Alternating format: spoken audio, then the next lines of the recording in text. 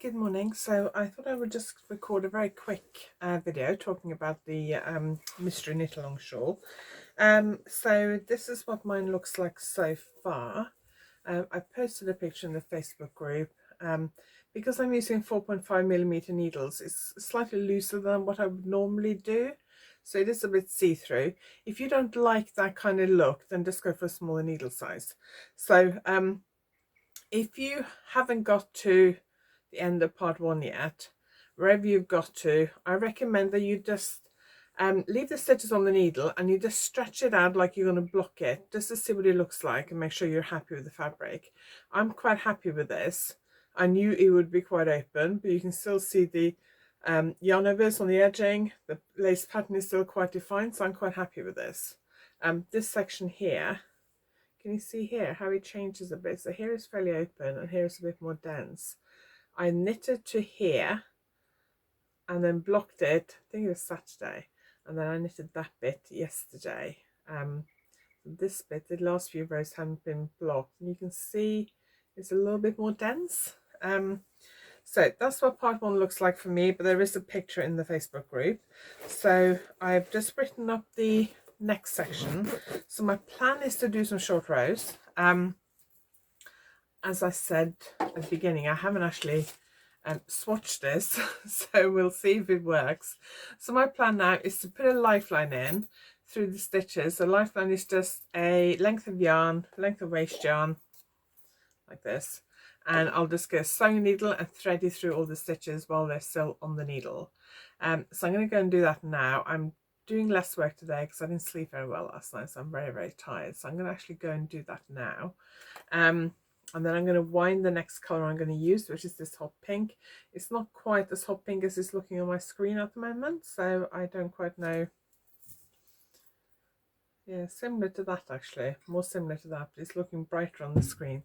So I'm going to wind this into a ball, put a lifeline in my knitting, and then start doing the short rows to see if I like them. And there is an option in the pattern if you don't want to do the short rows. I mean, I'll show you, I'll do a proper tutorial for how to do the short rows. But if you decide you don't want to do the short rows, there will be an option in the pattern to skip the short rows. So I'm going to go and do that now, and I'm back to show you what it looks like when I've done the short rows.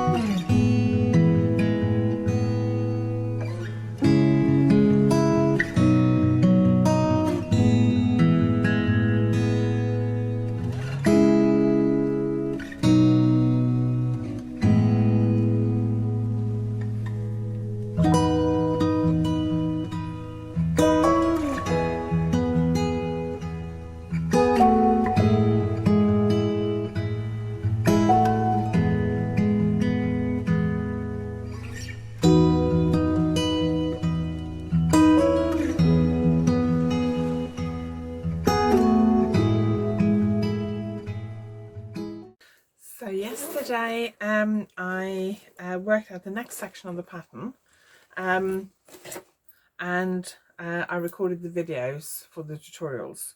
I'm just waiting for them to upload to my laptop now so I can edit them, but I thought I would show you what it looks like. So I decided to do some short rows. This shawl is knitted sideways, which you may have worked out by now if you're taking part, and I wanted to just give it, like, instead of being a straight sideways shawl, so the idea is it goes straight top, slight, and then straight. That would be the basic shape, but I'm adding some short rows to try and give it this little bit of a curve. So that's the first wedge of short rows here. So you can see there's fewer rows here and more rows here. So that's 2 wedges of short rows.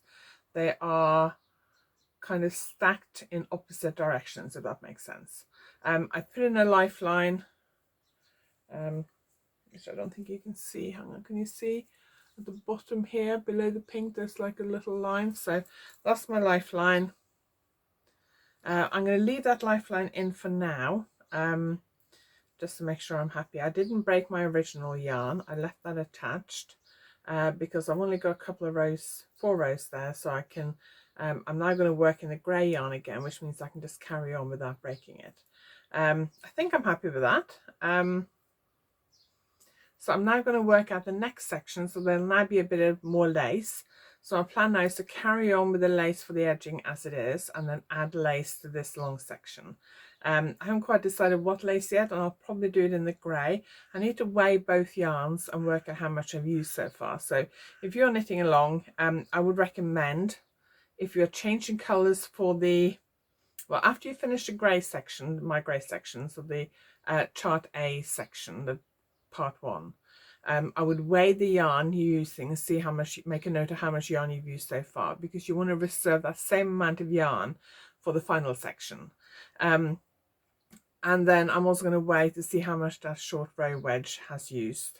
So that's the first thing I'm going to do, is weigh the yarn, make a note of what I've used so far, and then I'm going to work out the lace pattern to do next. And then today's job is to edit the videos for the short row tutorial.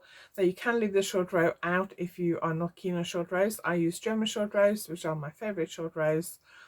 Fairly easy to do. I would say give it a go if you're worried. Just practice on a little practice piece. So instead of doing it on the shawl for the first time, either put a lifeline in like I've done, which I show you how to do in the tutorial. Put a lifeline in, or cast on a few stitches on a practice piece and just practice on that first. And if you're happy with it, then do it on the main shawl. You can do it in this colour, or you can change colour, that's up to you. But I'm going to sit down and work out the lace section now. And I'll come back later and show you what that looks like.